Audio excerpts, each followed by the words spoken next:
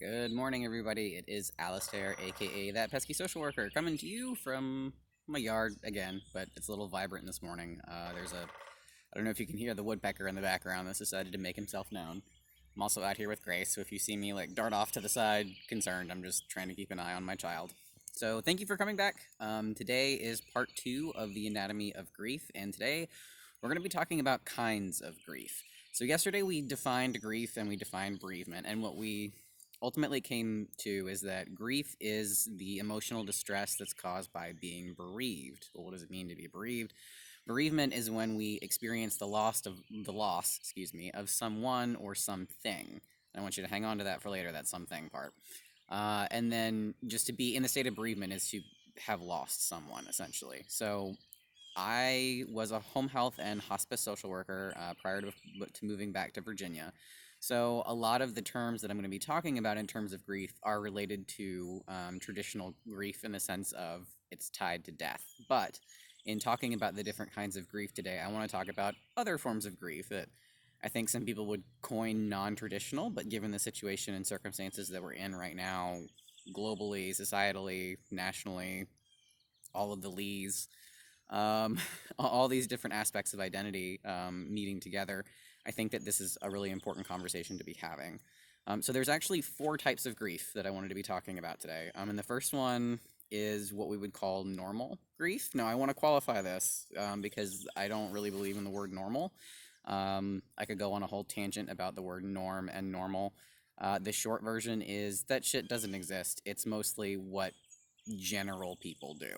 That's what a norm is what like 3/4 of the population does. That's considered normal because it's a norm because most people do it. Does that mean that it's right? No. Does it mean that it's wrong? No. It just means that it's a consistent enough pattern of behavior that we expect it from everybody because the bulk of everybody else is doing it. That's ultimately what it breaks down to.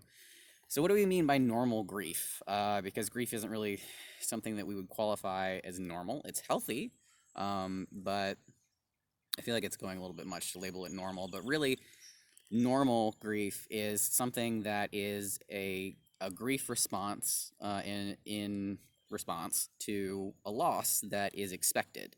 A lot of times, this is when you know that you have a loved one or say a pet or someone's not doing well physically. I mean, when we think about this in the hospice world, normal, I don't want to call it regular grief, but normal grief is grief over a loss that is expected. Now, when that expected grief becomes, I guess, next level, is when it graduates into what we call anticipatory grief. Now, this is the kind of grief where people are actively mourning, again, in hospice, they're actively mourning the death of that person before they've actually died. So anticipatory grief is thinking about the process of getting there and getting there and getting there and being really wrapped up in that. There are pros and cons to this because I think to a certain extent anticipatory grief is healthy because people are working it out ahead of the actual death. And as a hospice social worker, my job a lot of times with families like that was to come in and work with people who were experiencing anticipatory grief and work through it. And a lot of times anticipatory grief is coupled with feelings of, I want this to be over, because a lot of times it's caregivers that are family members, and caregiving is hard, y'all. It's really easy. If you've never done it, it's really easy to sit back and point fingers and say, oh, well, you should do this or you should do that, and it shouldn't be a problem. Caregiver burnout is real, okay? It's very real, and it's not uncommon for people who have been caregiving for a really long time, especially for somebody who's terminal, especially for somebody who's cognitively impaired, like people who have dementia, Alzheimer's, any traumatic brain injuries. That's difficult because at a certain point, the person that you're caring for is no longer your loved one, it's their affliction. Okay, so I have a lot of empathy for caregivers because that is an incredibly difficult situation to be in. So that anticipatory grief is really just the mourning, which we'll talk about that process. It's grieving and mourning, which are 2 different things. Again, talk about that later. Before the person's actually passed. And then after that is what we call complex grief or complicated grief. And I saw this a lot in hospice. And the reason I saw this a lot is because, in my personal opinion, we are a highly traumatized nation, okay? I was working with people that are in their 70s, 80s, 90s, centennials, okay? This is the age bracket that I was working with. What were people doing 80, 90, 100 years ago, okay? Like, we're talking greatest generation. We're talking World War One, World War Two, Korea, Vietnam, and then, most common veterans, from Desert Shield, Desert Storm in the 90s. You don't see as many young people in home health and hospice, but I mean, like, we're dealing with people who have had really intense, traumatized lives. And what we know about mental health is that at its worst, it's draconian, and at its best, it's archaic. We are only just now catching up with the times. So you have generations of people who are traumatized by war. We didn't even really understand what PTSD was really in earnest until post World War II into Korea, but even then, we weren't clinically taking it seriously until the 90s. So, complicated grief is when you have. So, let's say I have a really conflictual relationship with my parent. I'm not talking from personal experience. This is me talking about a situation with another hospice patient. So, say that I'm the adult child of a parent who was really unkind to me and was, verbally abusive to me and my siblings growing up, and was physically abusive to my other parent growing up. And suddenly, on this parent's deathbed, they decide that they want to have a healthy, wholesome relationship. Um, that causes complicated grief, because here it is of like, okay, this person is expressing, I want to have this relationship with you and I want to be able to do this. But this person has caused incredible damage, has caused a lot of trauma, and has disrupted the family system in a lot of really intense ways. And then on their deathbed is now asking, please forgive me for everything that I've done wrong. I'm not here to place judgment on that process. My job as a social worker in that role is to facilitate, okay, this is what the patient wants. Is the family willing to do that? What can I do to assist? Complicated grief happens when the person who's dying typically was not a stellar human being.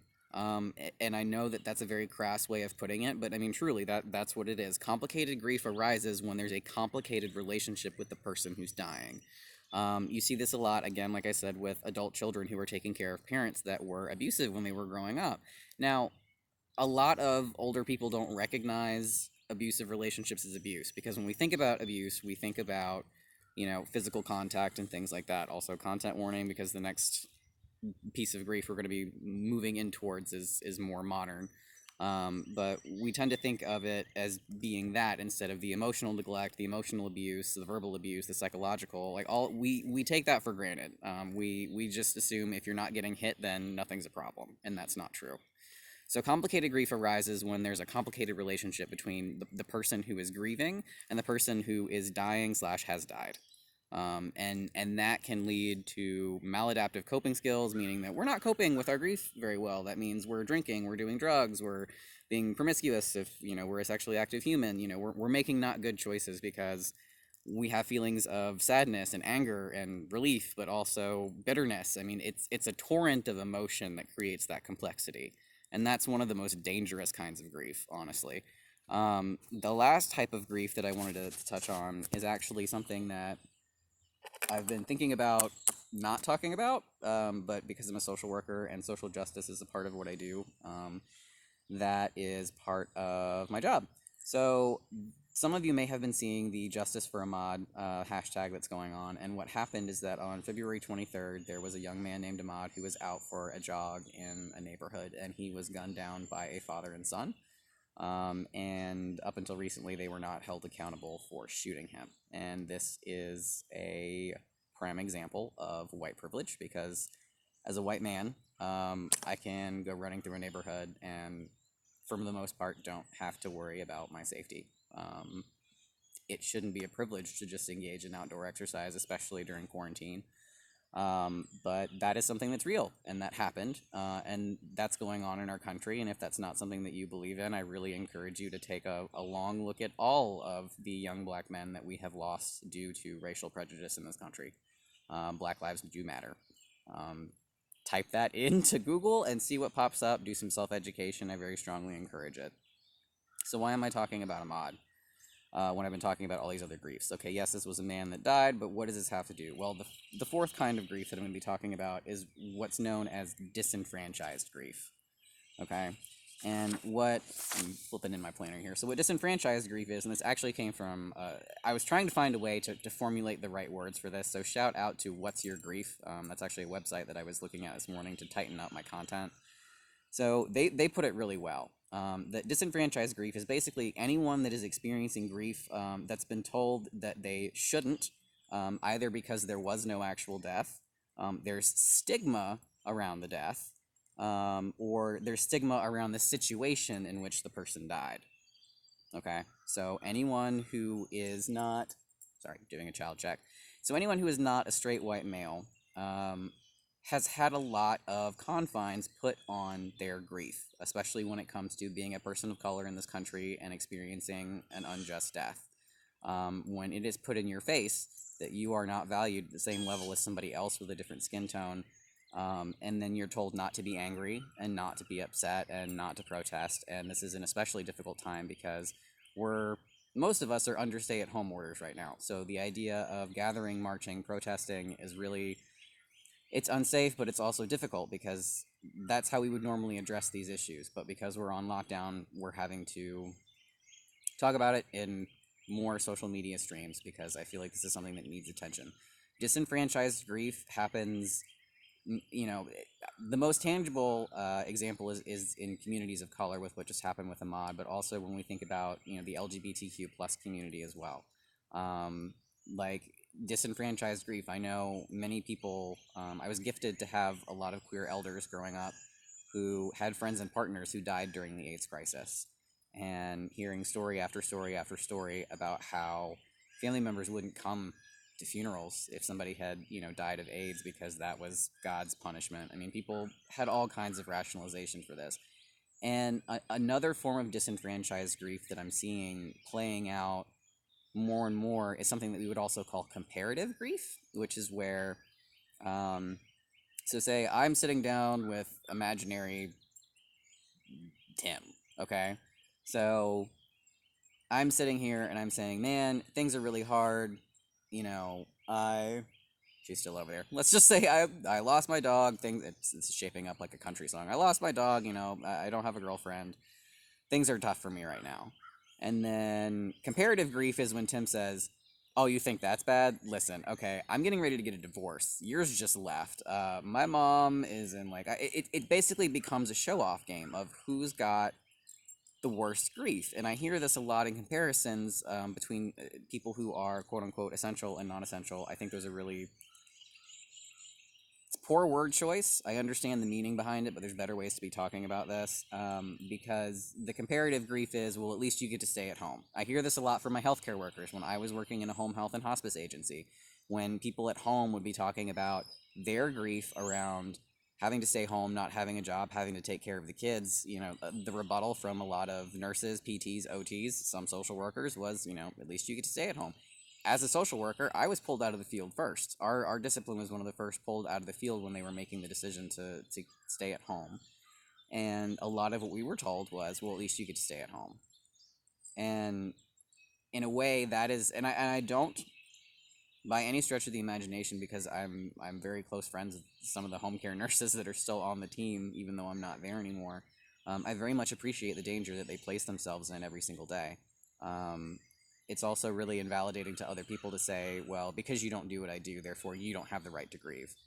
Because you don't look like me, you don't have the right to grieve. Because your partner didn't look like my partner, you don't have the right to grieve. That's what disenfranchised grief is. It's basically invalidated grief.